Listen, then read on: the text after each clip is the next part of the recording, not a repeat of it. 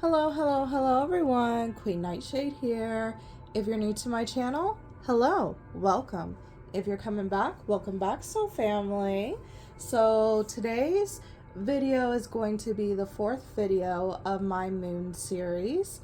We will not be doing Cancer moon today, only because today is the new moon in Leo. So I thought it'd be fitting to do this reading, to do the Leo moon reading on this day. So if you was looking for the Cancer moon, that will be next week. So this video is going to be all about the Leo moon, those with their moon sign in Leo. Now, if you do not know what your moon sign is, that's okay. In the description box below, I will be posting a free birth chart calculator that you can do. The only thing that you must know is the city and the state that you was born in, as well as the time that you was born. Now, if you do not know the time that you was born, that's okay.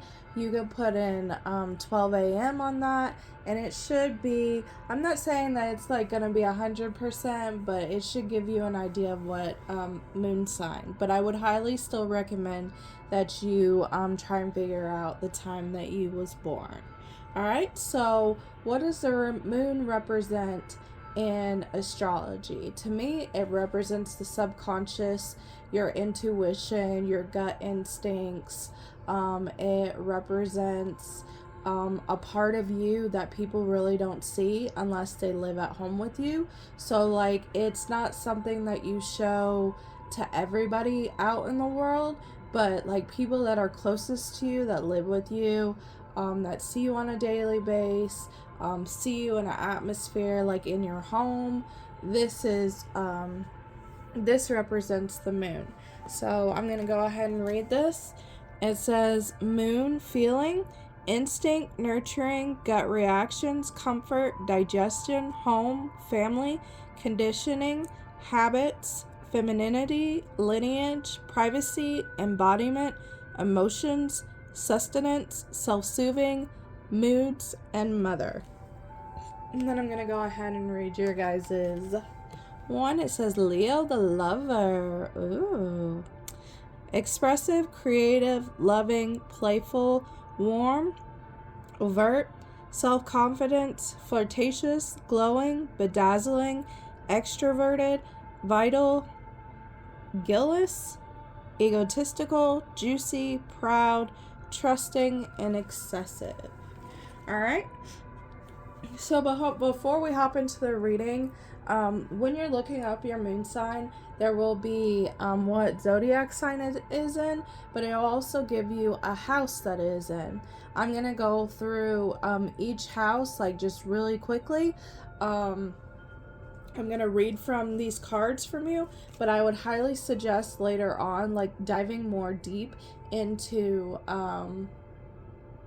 what your house represents. So we got the first house, self, and it says physical body, outlook, self-image, life philosophy, consciousness, opinions, awakening, self-awareness, arrival, expression, gateway, and entry point. The second house represents assets, and it says material world, possessions, finance, talent, values, solidity, worthiness, wardrobe, luxuries, credit score, security, and aesthetics. The third house, which represents perception, and it says speech, thoughts, social media, excursions, dating, siblings, research, street life, circulation, discussions, surroundings, and sociability. The fourth house, which represents roots, and it says family, home, background, comfort, cooking, inner world, real estate, shelter, self-care, rejuvenation, habits, and shell. The fifth house, which represents passion, and it says performance, entertainment, creativity, costume, play, love affairs, joy, pleasure, parties, children, humor, romance, and disco ball. the 6th house, which represents craft, and it says work, details, health, well-being, diet, service, daily rituals, contribution, organizations, purifications, skills, apprenticeship, and method.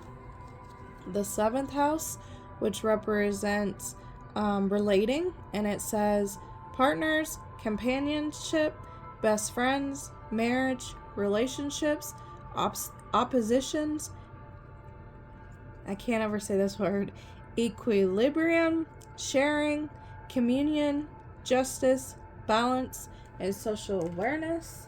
The 8th house represents intimacy, and it says investments, intensity, contacts, sex, erratic capital, secrets, mysteries, obsessions, inheritance, kundalini energy, stalking, and the underworld. 9th house, which represents seeking, foreign travel, adventure, higher education, customs, faith, belief, pilgrimage, spiritual quests, aspirations, journalism, religion, gurus, and risk-taking. 10th house, which represents reputation, career, responsibilities, achievements, competence, fame, notoriety, standing, authority figures, legacy, purpose, pinnacle, the patriarchy, and empire. The 11th house, which represents the edge, and it says friendship, group creativity, community, humanity, hope, tribe, festivals, discoveries, common goals, startups, rebellion, experimentation in the future. And the 12th house, which is surrender, subconscious mind, compassion, dreams, karma, forgiveness, baggage, trance states, the unseen, healing, spiritual development, guilt, prayer, and the Akashic records. All right, so let's go ahead and hop into the reading. This reading is about natural born gifts that you have as a Leo moon. And you guys got 10 of Pentacles, 10 of Swords,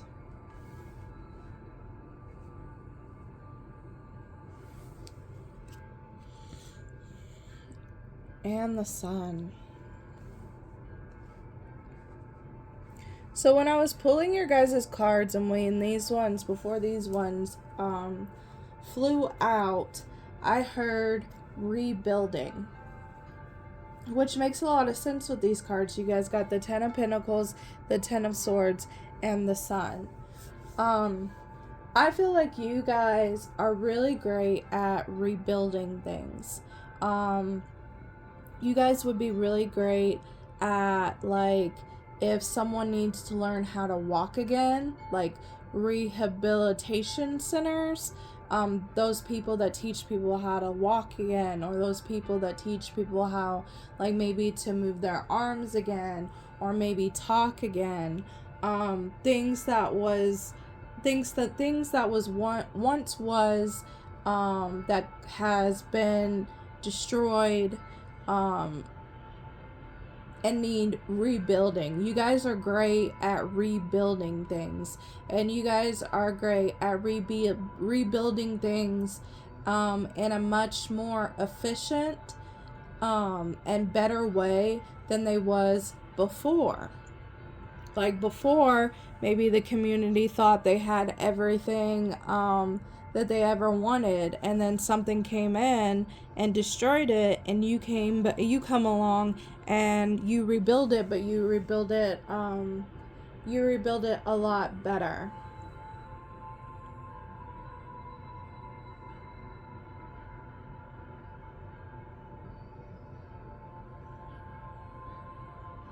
I also feel like learning how to walk again, learning how to talk again, that is a part of trauma as well. So I'm like hearing like traumatic events, coming back from traumatic events, coming back to themselves from traumatic events, but coming back from it, but learning, like teaching the people those lessons. And this doesn't necessarily mean physical. It could be mental or emotional, but like teaching them the lessons, teaching them how to see things in a different perspective, but also teaching them of like, because I heard warnings, like the warning signs of it possibly happening again. So for instance, being gaslit, or for instance being around narcissistic people. You guys would not only help someone heal from like the trauma, but you guys would also like open up their eyes to those types of signs, that those types of people that like to gaslight, or that are narcissists, so that person knows it and will stay away from it to avoid the trauma that they just worked through and healed themselves with.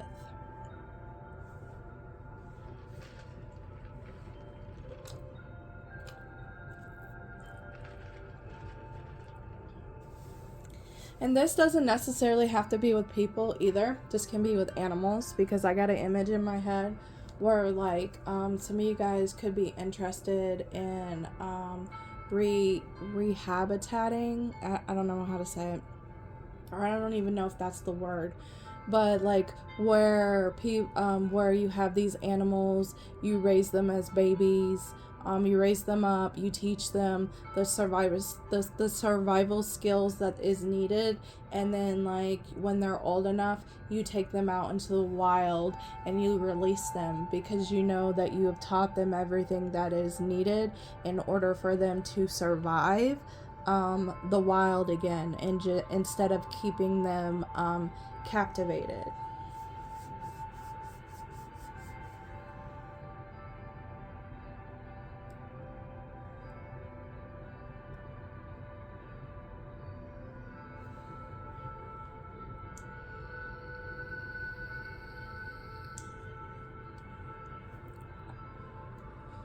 With Leo moons, I feel like they can rebuild. Like, you guys are really giving off this energy that you guys can rebuild anything. So if you ever come to a point in your life where you feel like you have to start over, and like you're dreading it, or it's giving you a lot of anxiety or anything like that, just tell yourself, I got this. Because once you get over that fear, and once you get over that anxiety or whatever you're feeling, I just feel like you guys will naturally know how to rebuild, even though you guys feel like you don't. You guys feel like emotionally you feel like it can't be done, but you're going to prove yourself wrong. And just tell yourself, emotions sometimes lie, which is true. It's not true all the time, but sometimes we can feel like, that person doesn't like me, or doesn't want to talk to me, but in truth, reality, that person is going through something and they just need to pull back. And it's not that they didn't like you, it's just they had other things that they had to attend to. You see what I mean? Like, once you guys get out of that like feeling of where you can't, or how are you going to, you guys are naturally going to be able to build, and you guys are going to really shock yourself. You guys might have also throughout your lifetime had to rebuild again, had to start all over again, more than other people. So you know the ropes, you know how it goes, and you know what you're capable of. But just know that you are capable of doing it, and you're making it so much better than it was before. Like, you had the 10 of Pentacles before, but look, you're gonna have the whole dang sun after you have weathered the storm. That's beautiful. Okay, you guys also got Eight of Wands,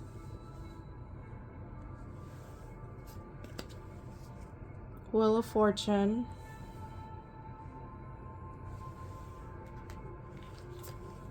King of Cups,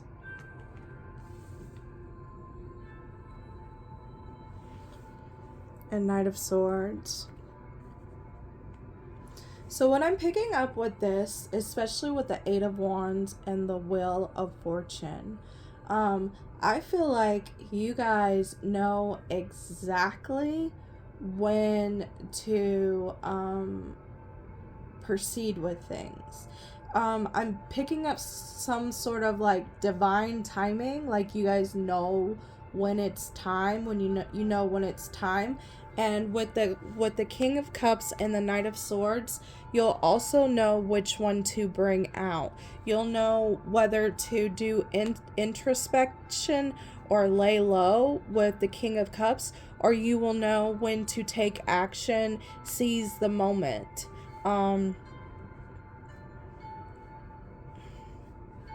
You might have some people sit there and say, wow, how did you know like it was time to ask the boss for a promotion? Like, I've been trying to get the boss to get me, like, ask the boss for a promotion or ask the boss for a raise, and every single time I've done it, they've denied me. But when you went and asked, it just seemed like, you know, it was the perfect time to ask them. It's things of that nature. You have this like inner knowing. There's this claircognizance when to act and when just to take a step back and do some introspection, or to allow things like the King of Cups to naturally flow. If you guys are ever out in the woods, like, I would want to be by you guys, because your instinct is on point. Your guys' instinct, the natural instinct is on point. Like, listen to it. You really have a way of knowing exactly when to do something, and like what energy to bring into it. What type of energy to bring into it, especially when you're in tune with yourself.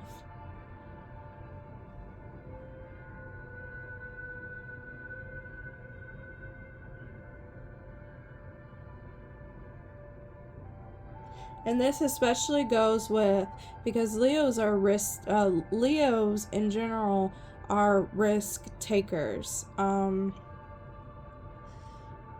This is really good when it comes to taking risks, and this is why it works out for you, because like I said, it's this divine timing. Yes, you take risks, but a lot of the risks you guys take, they work out for you. And I feel like that's just because you guys, like I said, that claircognizance, you guys have psychic abilities.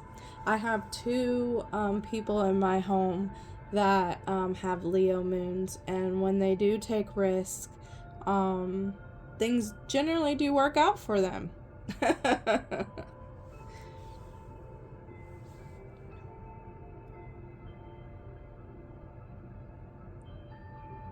Just make sure that you, especially like when you're risk taking, make sure it doesn't come from anxiety or fear, because if it does, it will be like this. It won't be the time.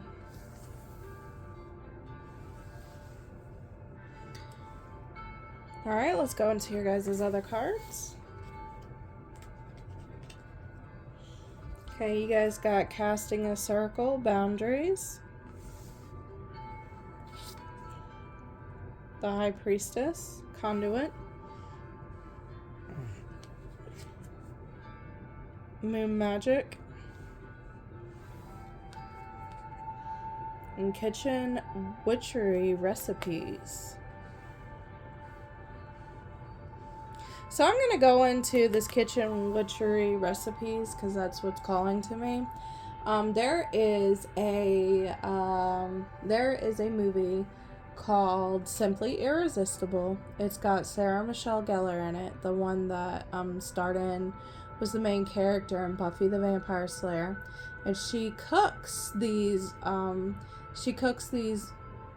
she's a really good cook, and she puts her emotions into it.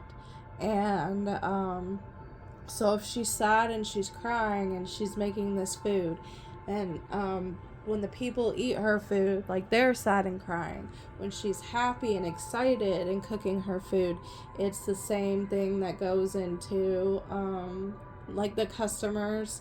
They're happy and excited.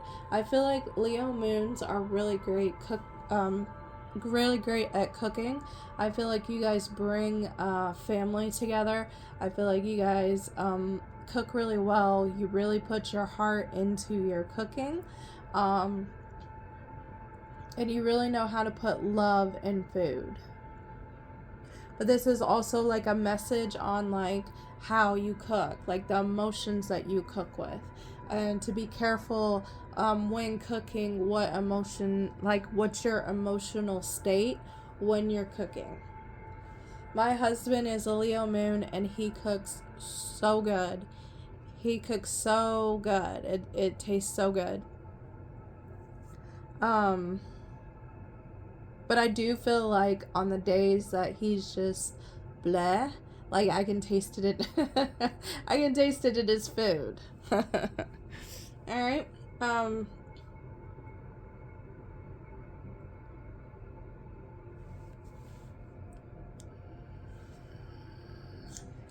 This right here is that ∫ says. I do feel like Leo moons has clear knowing. As with the moon cycles and phases, I feel like you guys know what phase of life you're in. Like I said, you guys know how to rebuild, and I feel like you guys are constantly like rebuilding and retweaking things. Some of you guys might use the moon to do this. Track the moon phases, or you guys might just know how you're feeling, or know what phase that you are in. Like, for instance, some people get really sleepy during the new moon and are really energized during the full moon. Some people are really sleepy during the full moon but really energized in the new moon. I feel like Leo moons, you guys are in sync with the moon. I feel like you guys know what phase of the moon that you're in. Some of you guys use the moon in your, like, you guys are moon witches. Some of you guys use the moon in your practice. Because the moon, especially using like emotions and the moon, is very, very powerful. And Leo moons are very emotional beings. You guys are very passionate. You guys are very creative. You guys feel your emotions deeply. That makes a lot of sense.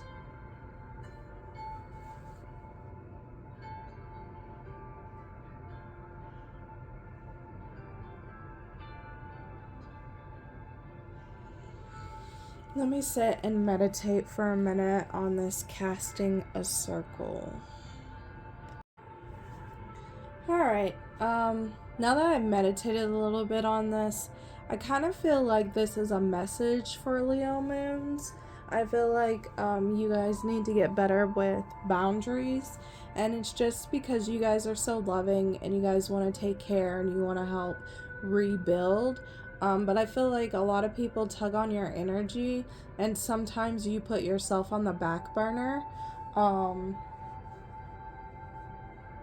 You put yourself on the back burner a lot until you are so exhausted that you're just like on the floor like meh. Or you will have these outbursts of pent-up anger, and it's just it's just because you are so tired, you're so exhausted, and you haven't been putting yourself in the forefront. So yes, that's an extra message to Leo moons. Okay, so these next cards, I kind of feel like it says the same thing that I was talking about, because here's this hearth and homecoming, but it's got cooking going on, and then Beltane, fertility with love, where you guys put that extra care and love into your food. And look, intentions, putting that emotions, those intentions into it. Now this came up, and I'm not really going to talk about the Wiccan read, but I do want to talk about like what I was talking about. Be careful with your intentions when cooking for others, because like I said in that movie, and I highly suggest y'all go watch that movie, it's like how you're feeling when you cook, that intention is going into it. So make sure to put love and make sure to put emotions that are good and not emotions that are, that can make everybody either angry or cry, or you know what I mean? Like, just be careful, be very mindful of that. It can cause a lot of chaos in your house.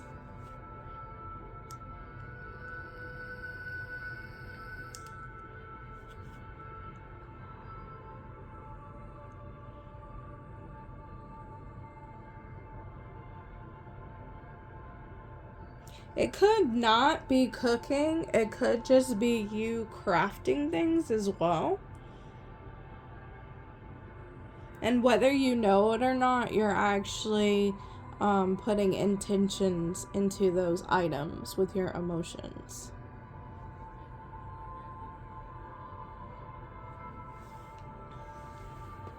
Alright, so the last set of cards is I asked if a what plant, for those with their moon sign in Leo, like if they was a plant, what plant would they be? And you guys got nettle. That makes so much sense. Oh, you guys got a little bite to you. That's okay. I love Leos. Okay, and then I also, I would look up like the healing and the metaphysical properties to this plant, see what resonates with you. I'm not going to read it because there's like so many different healing and magical properties to it, and what might resonate for some won't resonate for another. So I would highly recommend looking that up. Same with the crystal that I'm going to show. I asked the same about what type of crystal you would be, and you guys got the Nirvana quartz. Woo.